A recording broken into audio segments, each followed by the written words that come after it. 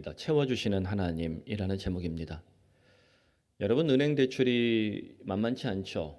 우리 학생들은 이제 성인이 되면 전세를 구하거나 혹은 이제 집을 매입하거나 하면서 은행을 가게 됩니다. 은행 가서 대출해 주세요 하려면 자신의 신용 등급 그리고 직장 생활 이런 조건들이 맞아야 대출이 가능합니다. 그런데 교회는 은행 대출을 받기가 아주 어렵습니다. 물론 90년대까지는 교회가 대출을 한다 하면 1금융이라고 불리는 5대 은행에서 보따리를 싸갖고 뛰어왔어요.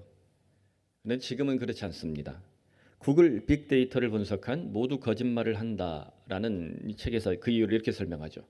대출 신청서에 쓰는 단어를 바탕으로 누가 대출금을 갚을지 예측하는 연구를 했다. 가족을 언급하고 자비심에 호소하고 신에게 맹세한다면 채무 불이행의 명확한 신호다. 여러분들도 혹시 돈 빌려달라는 사람이 있으면 이 세 가지를 말하는 사람은 절대 거래하지 마십시오. 안타깝지만 하나님을 언급하는 사람은 돈을 안 갚을 확률이 2.2배 높다. 자, 종교를 빙자하는 사람들, 하나님을 빙자하는 사람들, 그렇게 팔아먹는 사람들이 사실 매우 좀 비정직할 가능성이 높다는 것을 보여줍니다. 저는 이 하나님을 언급하는 사람은이라는 한 줄을 이렇게 바꾸고 싶어요. 하나님을 저울질하는 사람은. 오늘날 현대 기독교인의 문제가 무엇일까 목회자로서 곰곰이 생각을 해봅니다. 작년 스승의 날에 여러 제자들이 갑자기 찾아왔습니다. 이제 해마다 스승의 날은 자기들이 챙기겠다 그러면서 찾아왔는데 다들 성실하게 자기 일터를 책임지고 또 결혼해서 아이도 낳고 잘 살고 있었습니다. 우리 권 목사님보다 한 살 많은 또래들이에요. 고등부 시절 저와 함께 경험했던 신앙이 그들에게 평생 가고 있었구나라는 또 그들이 스스로 그렇게 고백을 합니다. 내가 할 일은 큰 사고 치지 않고 그저 이 목회자로 한 교회를 잘 목회하며 이렇게 그냥 못난 소나무처럼 산을 지키는 인생을 살면 이 아이들에게도 유익하지 않겠나 그런 생각을 했어요. 다들 다른 교회 다니고 다른 지역에 살고 다른 나라에 사는데도 한 번씩 저를 기억하면 교회가 생각난다라고 하니까 제가 사고 치면 어떻게 되겠습니까? 영영 교회 떠나지 않겠습니까? 뿌듯한 마음이 드는 동시에 그 친구들을 보면서 안타까운 마음이 올라왔습니다. 이 아이들이 제가 그 친구들 고3 될 때쯤 사랑의 교회로 이제 옮겨갔단 말이에요. 99년도에 제가 사랑의 교회 부임을 했는데 그리고 이 친구들에게 늘 제가 미안한 마음이 뭐냐면 제자 훈련을 좀 시키고 내가 떠났어야 되는데 그런 이제 안타까운 마음이 있었어요. 제가 떠나고 나서 이 친구들이 더 나은 목사를 만났거나 더 좋은 교회를 경험했다면 얼마나 귀하게 성장했을까라는 그런 마음이 들었습니다. 그들 중에 김앤장에서 일하는 친구, 또 미국에서 일하고 있는 친구 2명이 유난히 제 가슴에 이렇게 오래 남습니다. 둘 다 교회를 띄엄띄엄 혹은 건성건성 다니는 그런데 믿음이 없진 않습니다. 특히 그들 중에 미국에서 활동하는 이 친구는 제가 좀 많이 기억에 남습니다. 대학 시절에 굉장히 방황을 할 때 사랑의 교회 제가 주일학교 사회 갈 때인데 갑자기 저를 찾아왔어요. 그래서 상담실에서 한참 얘기를 나누는데 이 친구 이 부분들 저 부분들 끊어주지 않으면 이 친구가 제대로 못 살겠더라고요. 부모님 도움을 전혀 못 받고 살던 친구였기 때문에 그래서 몇 가지를 좀 끊었습니다. 그리고 잘 준비해서 갑자기 이제 미국 MBA를 하러 간 거예요. 돈도 없는데 영어도 잘 못하는데 덜컥. 그러니까 가려니까 얼마나 힘들겠어요. 사실 뭐 I-2N이가 나오겠습니까? 뭐 비자가 발급되겠어요. 그냥 죽기 살기로 기도하고 매달렸는데 어찌어찌 미국에 있는 제 지인하고 어떻게 연결이 돼서 넘어가게 됐습니다. 그리고 간절히 그는 기도했습니다. 언젠가 내가 기독교 사업가로 하나님께 영광을 돌리고 싶다. 그래서 실제로 MBA 마치고 기독교 단체에 가서 자기가 회계 사무를 보겠다고 그렇게 갔었던 친구였습니다. 이후 그는 꽤 큰 성공을 거두고 있습니다. 결혼도 잘했어요. 미국에서 결혼할 때 한국에서 굳이 저한테 주례받고 싶다고 자매랑 같이 찾아온 거예요. 그래서 굉장히 결혼 생활까지 잘 아이도 낳고 잘하고 있습니다. 안타까운 것은 미국 기업에서 꽤 성공했는데 돈과 커리어도 굉장히 좋아졌는데 하나님을 저울질하는 듯한 이런 이 마음의 태도가 과속하고 있는 어떤 삶의 태도가 제 마음에 이렇게 안타깝게 꽂혀 있습니다. 그 밑에 한 20, 30대 청년들이 보면 그 친구는 굉장히 부러운 사람이에요. 어마어마한 성취를 그 또래에서는 하고 있으니까. 그래서 이 친구에게 물어봤습니다. 앞으로 더 무엇을 꿈꾸고 있냐? 저는 돈을 많이 벌고 싶어요. 돈이 보이니까. 그렇다고 믿음이 없지는 않습니다. 20대에 채워주시는 하나님을 경험했던 이 제자는 40대에 많이 흔들리고 있었습니다. 제가 그냥 고기를 슬금슬 같이 먹고 이런저런 대화를 나누면서 그 제자에게 교회 잘 다녀라, 기도해라 이런 섣부른 잔소리를 하지 않았습니다. 잔소리는 기분 나쁘고 충고는 더 기분 나쁘다 그러잖아요. 그래서 하지 않았습니다.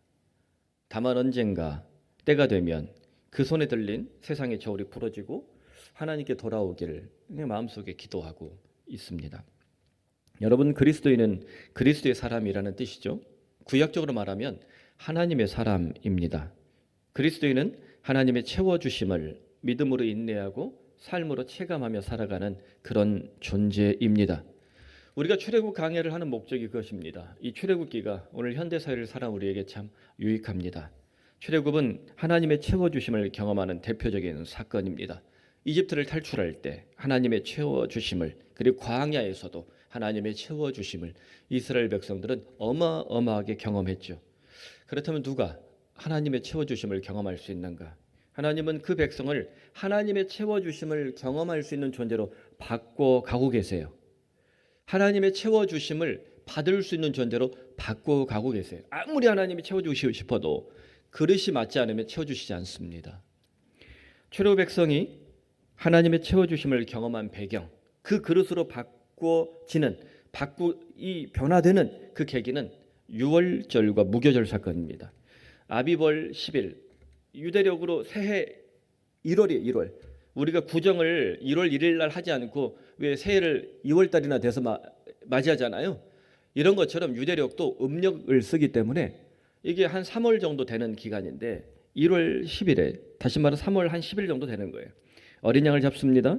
그리고 4일 동안 묵혀뒀다가 14일에 가족과 함께 공동체가 함께 먹으면 유월절을 지킵니다. 유월절 하루를 포함해서 무교절, 이 누룩이 들어가지 않는 빵을 먹는 기간이 7일입니다. 다시 보면 이 무교절이 가치가 있는 것은 어떤 날을 지킬 때? 유월절이 있을 때입니다. 무교절, 누룩 없는 빵은 언제든 먹을 수 있어요. 그런데 언제든 먹을 수 있는 빵이 가치가 있는 것은 어느 날 유월절 어린 양을 함께 먹고 그 피가 그 집에 새겨질 때입니다. 그때에서 비로소 이 누룩이 없는 빵은 가치가 있는 것이죠. 그래서 유월절 어린 양의 피는 전적인 하나님의 은혜를 보여줍니다. 사람의 힘이나 돈이나 커리어나 노력이나 어떤 공로, 그 어떤 것도 유월절 어린 양의 피에 섞일 수도 채워질 수도 없습니다. 다시 말하면 유월절 어린 양이 예수님이라면 예수님의 피에 사람의 피나 공로나 노력이나 어떤 권력이 1.1획도 들어갈 수 없음을 보여주고 있습니다. 그렇게 유월절 어린 양은 불가항력적인 저항할 수 없는 하나님의 은혜를 보여주고 있지요. 그렇게 유월절을 경험한 하나님의 사람들은 무교절을 7일 동안 지켜야 합니다. 7은 우리가 성경에서 종종 이렇게 말하죠. 완전수다. 다시 말하면 대표적인 숫자가 되는 거예요. 그래서 유월절 하루를 지킴으로 또 무교절 일주일을 지킴으로 새해를 온통 하나님께 맡긴 거예요. 그 7일만이 아니라 그 한 달 그리고 1년 전체를 하나님께 헌상하는, 그리고 평생을 온전히 대표적으로 헌상하는 의미가 바로 이 7일 무교절을 지키는 날이 있습니다. 이를 위해 무교절은 독특한 의식을 지켰죠. 누룩을 빼는 삶의 훈련입니다. 누룩은 죄와 악과 부패를 상징합니다. 즉 하얀 밀가루가 사람이라면 그 안에 누룩이 들어가면 발효가 되죠. 뻥뻥뻥뻥. 마치 간이 붙듯이, 죄악이 부풀어 오르듯이. 그래서 이 누룩이 사실 나쁜 게 아닌데 상징적으로 죄와 악과 사람을 부풀게 만드는, 사람을 나쁘게 만드는, 악화시키는 어떤 요소, 죄악의 요소를 상징할 때 누룩으로 적용한 겁니다. 그래서 무교병은 죄악과 부패에서 멀어진 사람, 더 나아가 하나님께 더 가까이 나아가는 사람을 상징한다라고 보면 어울립니다. 여러분, 누룩을 뺀 빵은 출애굽 백성을 상징하고 더 나아가 성막을 경험하는 인생을 보여줍니다. 유월절과 무교절은 단순한 절기는 행사가 아니라 성막을 닮은 인생이 되는 것입니다. 바로 이것이 출애굽의 목적입니다. 출애굽기를 우리가 묵상할 때 그저 하나님이 기적을 주셨고 하나님이 뭔가를 막 채워주시고 이렇게만 볼 것이 아니라 그 지난한 삶의 여정 그리고 40년 동안 광야 생활을 통해서 하나님이 기대하시는 것은 무엇인가? 성막을 닮은 인생. 내가 거룩하니 너희도 거룩하라. 제사를 지내는 방식.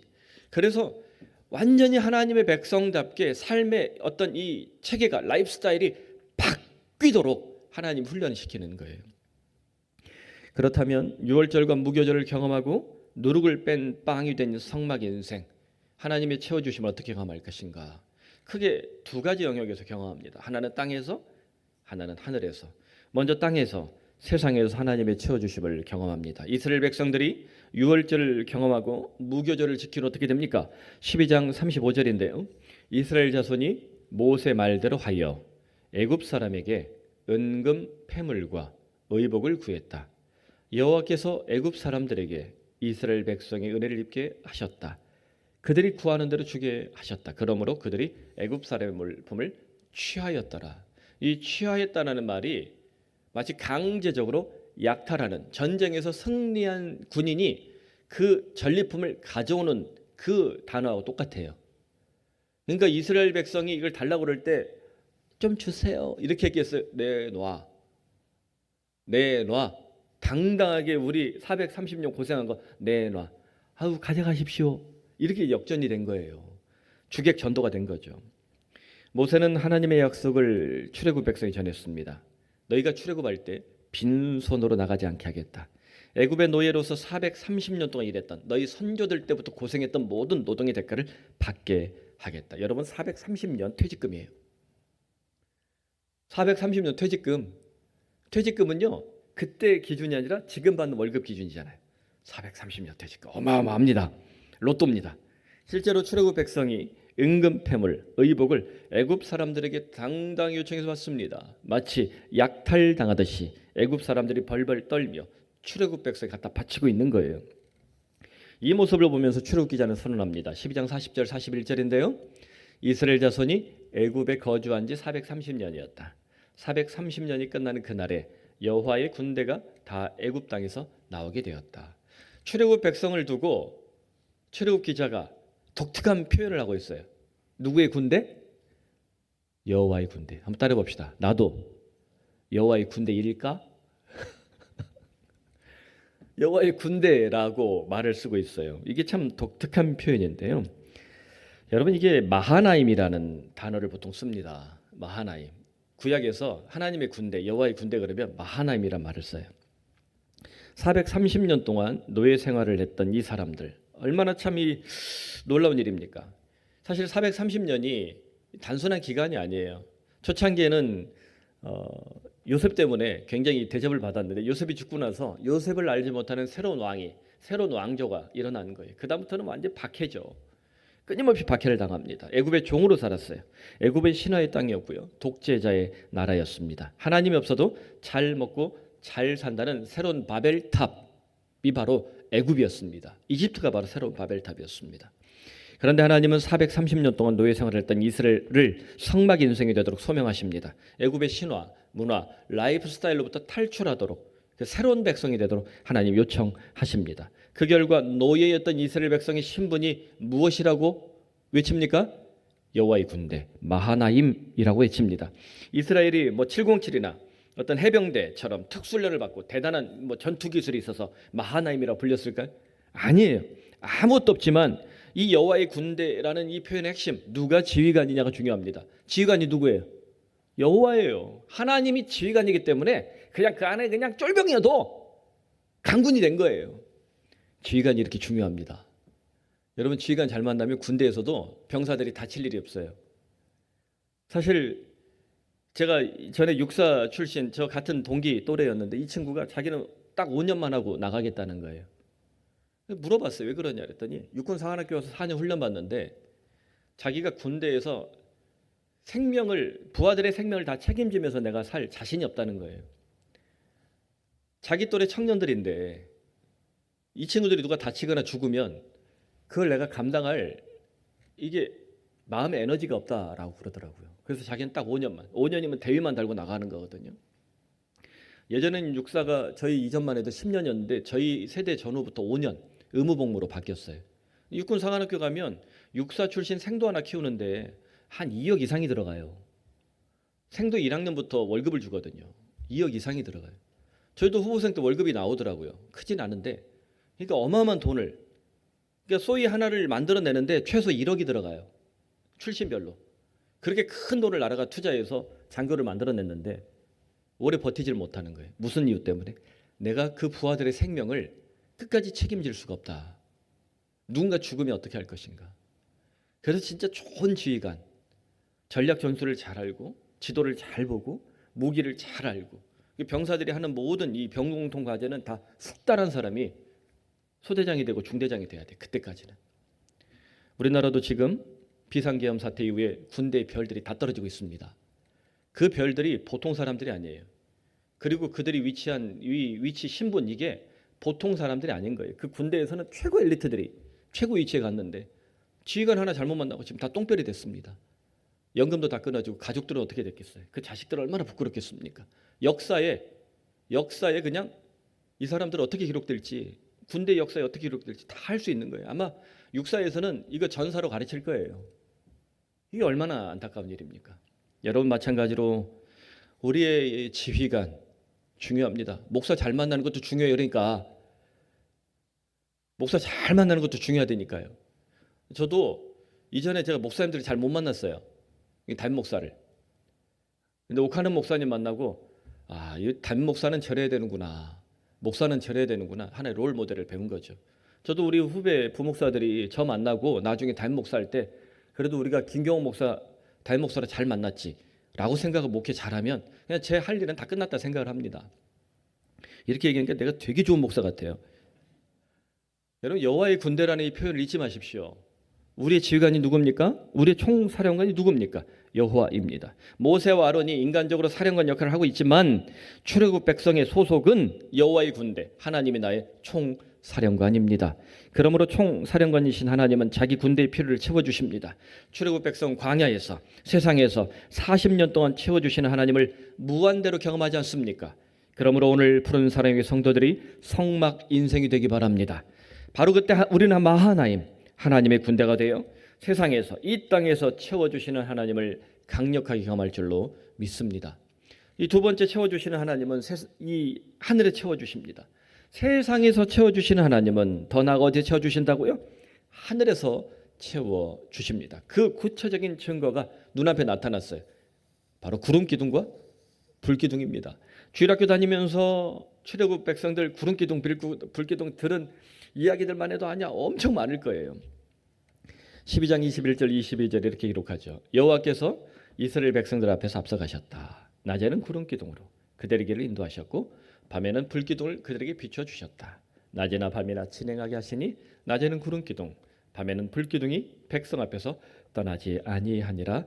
아멘. 지중해 지역에 여행을 가보시면 아마 이태리 여행 가거나 이런 분들이 좀 있을 거예요. 우리나라에서 가을에 보는 구름하고요, 지중해에서 만나는 구름이 높이가 좀 달라 보입니다. 그쪽이 훨씬 낮아 보여요.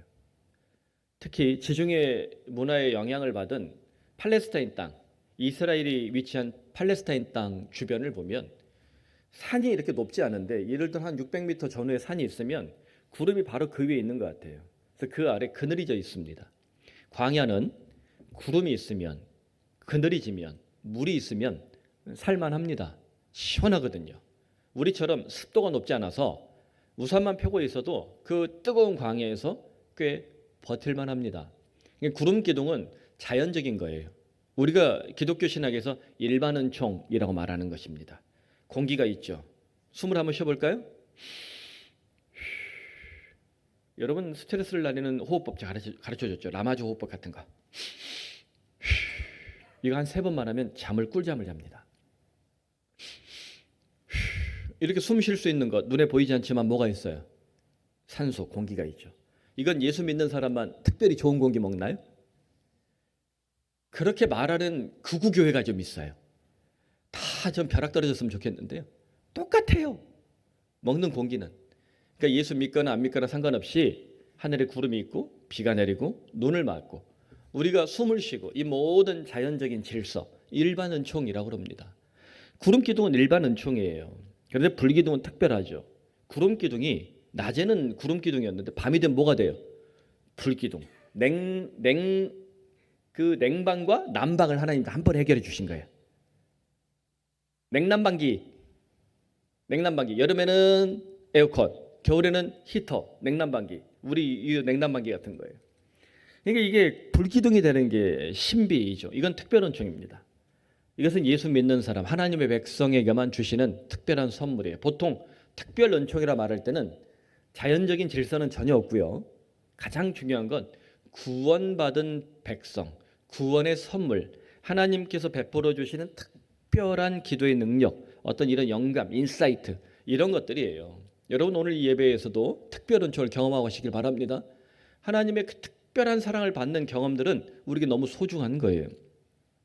그래서 성경은 이 구름 기둥이 밤이 되면 불 기둥이 된다라고 말을 하는데 이게요. 우리가 성경을 읽다 보면 이게 성막의 성전의 특징이 됩니다. 이사야 4장 5절에 이와 같이 말씀합니다. 여호와께서 거하시는 온 시온산과 모든 지폐 위에 낮이면 구름과 연기, 밤이면 화염의 빛을 만드셨다. 이게 뭐예요? 구름 기둥과 불 기둥이 있다. 어디에? 성막 위에. 하나님께서 임재하시는 곳, 소위 쉐키나, 하나님이 거하시는 곳, 쉐키나의 현장에는 반드시 구름 그리고 뭐가 나타납니까? 불 두 가지가 나타나요. 예루살렘 성전이 헌상될 때도 어떻습니까?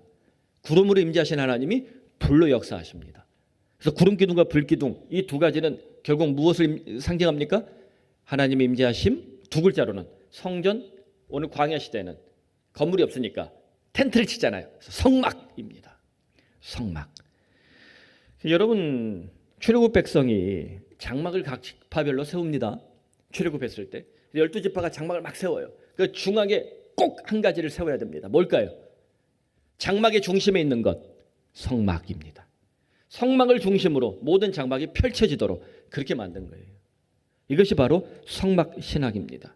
성막을 중심으로 장막 치는 삶의 훈련을 광야 몇 년 동안 40년 동안 꾸준히 훈련한 거예요. 그러면 애굽의 종으로 430년 동안 노예 스피릿에 젖어 있었는데, 노예 정신에 젖어 있었는데 그 11조 40년 동안 광야에서 무슨 일을? 성막 중심으로 장막을 치는 삶을 꾸준히 훈련시킨 거예요. 그 노예 스피릿을 빼고 어떤 스피릿?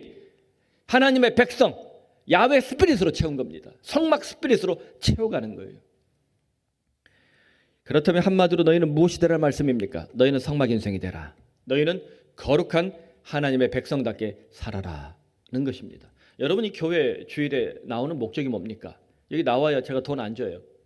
저는 특별히 뭐 장풍 쏘는 은사도 없고요. 뭐 무지막지한 뭐 설교를 해서 여러분들을 잡아뜨리거나 이런 능력도 없습니다. 그저 하나님 말씀을 전해서 여러분이 이 성경을 듣고 돌아갔을 때 이 교회에서 경험한 이 예배 경험이 성막이 되길 바랍니다. 이 성막 체험이 있어서 장막 우리 집에 가면 이 장막이 복받길 바랍니다. 하나님 말씀이 많은데 왜 복이 안 되겠어요? 그리고 일터에 나가면 세상에서 살아갈 때 여러분의 일터에 하나님께서 구름 기둥 불 기둥으로 역사하시길 바랍니다. 이것이 예수 믿는 신자들에게 주시는 하나님의 방식이에요. 이게 하루 이틀 경험하고 끝나는 것이 아니라 광야 40년, 40이라는 숫자는 사람의 한 라이프 사이클입니다. 한 평생을 말해요.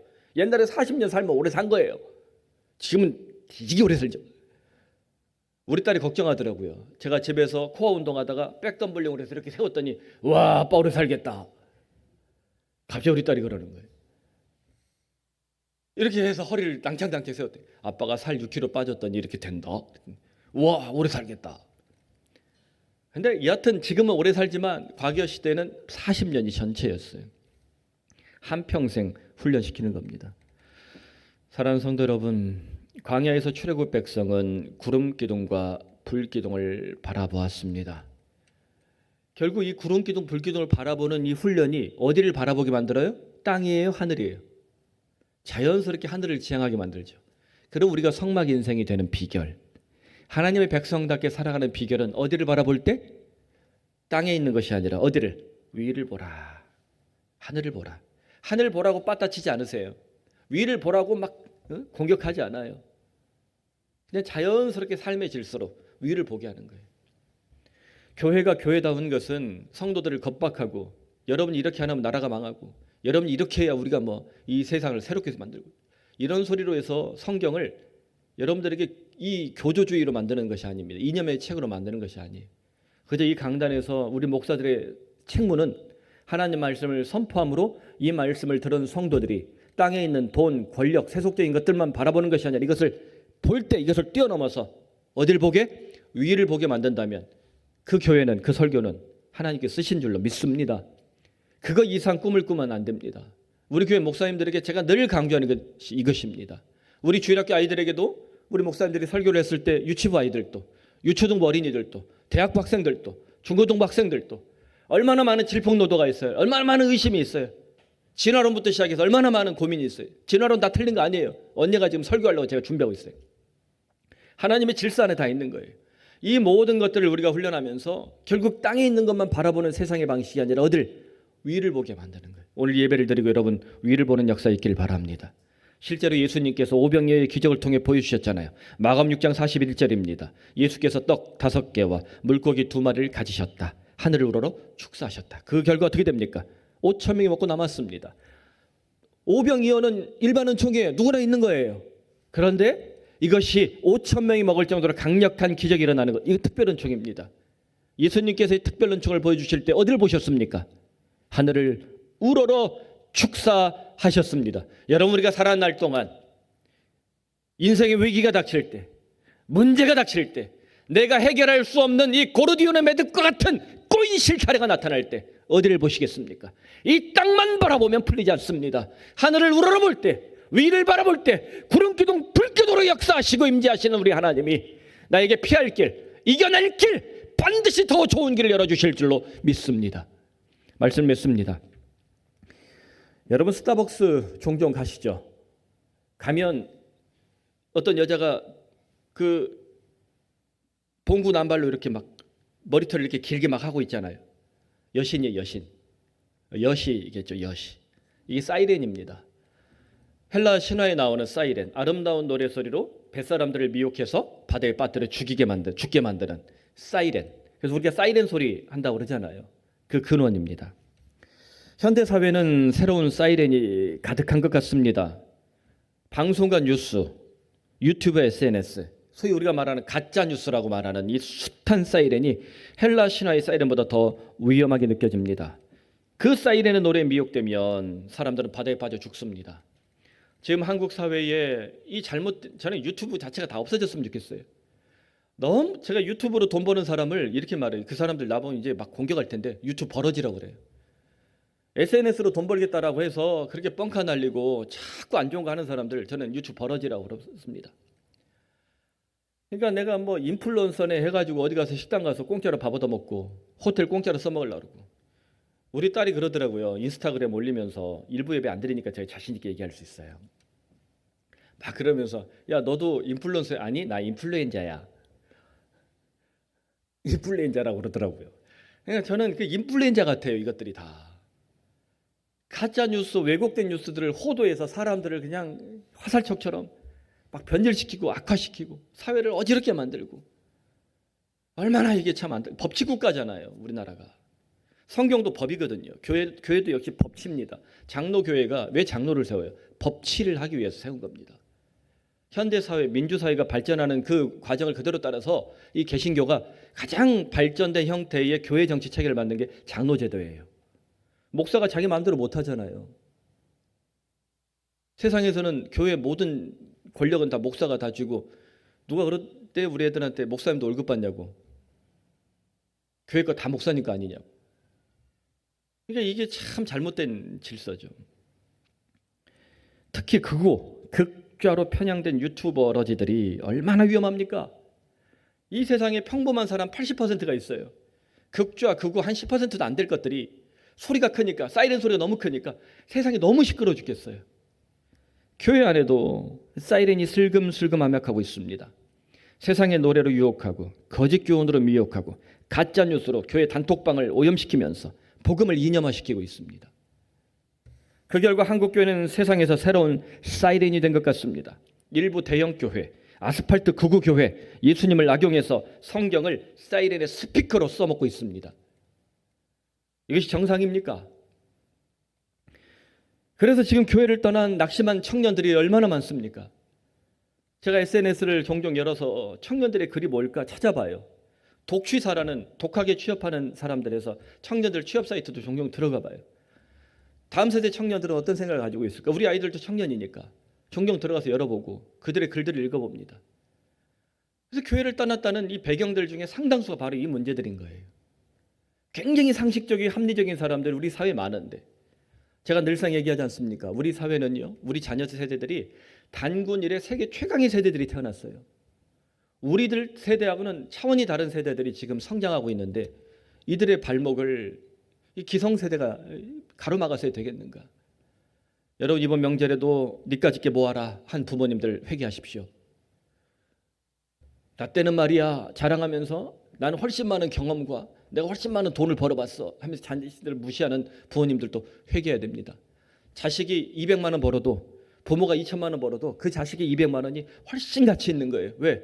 부모는 그만한 경력이 있으니까 그렇게 벌지만 그 자녀 세대에 100만 원, 200만 원 버는 거는 정말 그 박절한 세상에서 자기가 온 힘을 다해서 벌어내고 있는 거예요. 격려해줘야 됩니다. 야, 우리 집에는 하이닉스에서 5천만 원 벌어왔더라. 그런 얘기하면 그때부터 인연 끊는 거예요. 그거는 천에 하나 만에 하나일 뿐입니다. 여러분, 사이렌을 격파해야 합니다. 히랍 신화에 사이렌을 격파한 비결은 오르페우스라는 사람, 그가 아름다운 하프 소리를 울릴 때였습니다. 사이렌이 노래를 부르면 오르페우스가 아름다운 하프를 울려요. 사이렌이 자기 노래를 더 이상 펼칠 수 없으니까 빡쳐가지고 돌이 되어서 사라집니다. 여러분, 악당들은요 빡치게 만들어야 돼요. 세상에 악들이 있잖아요. 죄 짓고도 막 독립운동한 것처럼 감옥에서 큰 소리 치는 인간들, 빡치게 만들어야 돼요. 법치로, 정의로, 공의로, 이 시민의 정신으로 더 사회를 아름답게 만들어야 됩니다. 아무리 니들이 지랄 발광을 해봐라, 이 지랄 발광 표준어래요. 아무리 니들이 그렇게 주로를 해봐라, 우리가 망가지나. 니들이 아무리 그렇게 이 한국 사회를 개떡으로 만들어봐라, 우리 사회가 무너지나. 우리는 끝까지 민주주의를 지킬 것이다. 우리는 끝까지 자유주의를 지킬 것이다. 우리는 끝까지 멋있게, 우리 끝까지 아름다운 노래를 지켜낼 것이다. 여러분, 남편이 갈굴 때 있잖아요. 아내가 노래를 부르시면 돼요. 그래 봐라 내가 미치나. 아내가 남편 바가지 그러면 남편들 노래 부르세요. 이 또한 지나가리라. 에이, 망가지지 말아야 돼요. 누군가 망가지니까 부러지는 겁니다. 오르페우스의 하프 소리는 아름다웠습니다. 오늘 한국 교회가 외치는 복음이 아름다우면 이겨낼 수 있습니다. 믿는 성도들이 새로운 오르페우스가 되면 사이렌의 노래는 사라질 것입니다. 교회도 위기가 없을 수 없어요. 교회도 종종 아픕니다. 종종 위기가 닥쳐요. 여러분들도 선글라스 잘못 끼면 목사가 이상해 보일 때가 있을 거예요. 그럴 때마다 우리는 어때요? 더 아름다운 노래를 불러야 돼요. 목사 완벽할 수 없습니다. 또 잘못된 판단이나 혹은 잘못된 결정을 내릴 위기에 처할 수도 있어요. 그러나 성도들의 노래소리가 아름다우면, 성도들의 믿음이 아름다우면, 이 공동체의 기도 소리가 아름다우면, 여러분, 정상적인 목사라면 잘못된 판단 하겠습니까? 제가 코로나 전 저에게도 어떤 위기가 닥쳤을 때 제가 이런저런 많은 길들이 있었어요. 그런데 이 교회를 지키고 이 교회에서 노래를 부르는 성도들의 소리가 너무 아름다워서 제가 참 어떤 길도 제가 선택할 수 없었던 거예요. 그렇게 해서 우리 교회가 이렇게 아름답습니다. 너무 아름답고 너무 행복한 공동체가 돼서 저는 종종 감사합니다. 나만 그런가? 이럴 때 아멘도 하고 그래야 제가 믿는 믿음이 맞는 것인데, 여러분, 아름답지 않습니까? 많은 사람들이 우리 교회 오면 성도들 얼굴이 밝대요. 언어 생활도 다르대요. 말도 이렇게 예쁘게 하고 고상하게 한다는 거예요. 찬송만 안 불러요. 이상하게 찬송만 안 불러서 문제인데 노래도 좀 부르면 더 좋겠어요. 이렇게 아름다운 공동체가 되는 길이 쉽지 않은 거예요. 여러분, 이렇게 좋은 교회가 되려면 어떤 노래? 아름다운 노래. 그래서 선함이 악함을 격파하고 양화가 악화를 구축하는 역사, 좋은 것이 나쁜 것을 쫓아낼 수 있는 역사가 일어나길 바랍니다. 우리가 그리스도인이 됐다는 것은요, 예수님의 십자가의 보혈의 능력이 있어서 우리 안에 선함이, 좋은 것이 팽창해지는 거예요. 그러면 그 안에 있던 나쁜 것, 썩은 것들 어떻게 될까요? 밀려나는 것이죠. 그 역사가 그리스도인의 힘입니다. 여러분, 지금 나를 유혹하는 사이렌의 노래가 있습니까? 오늘 우리는 어떤 사이렌 앞에서 그토록 흔들리고 있습니까? 예수님이 이 땅에 오셔서 사이레를 격파하시고 십자가의 피로 영원한 성막을 우리에게 선물해 주셨습니다. 그러므로 우리 모두 눈을 들어 십자가에 달리신 예수님을 바라보고 날마다 성막 인생으로 변화되길 바랍니다. 푸른 사랑의 모든 성도들이 구름 기둥과 불기둥으로 역사하셔서 우리를 성막 인생으로 변화시키시고 반드시 놀라운 축복을 주실 하나님을 바라보며 2025년 승리하길 바랍니다.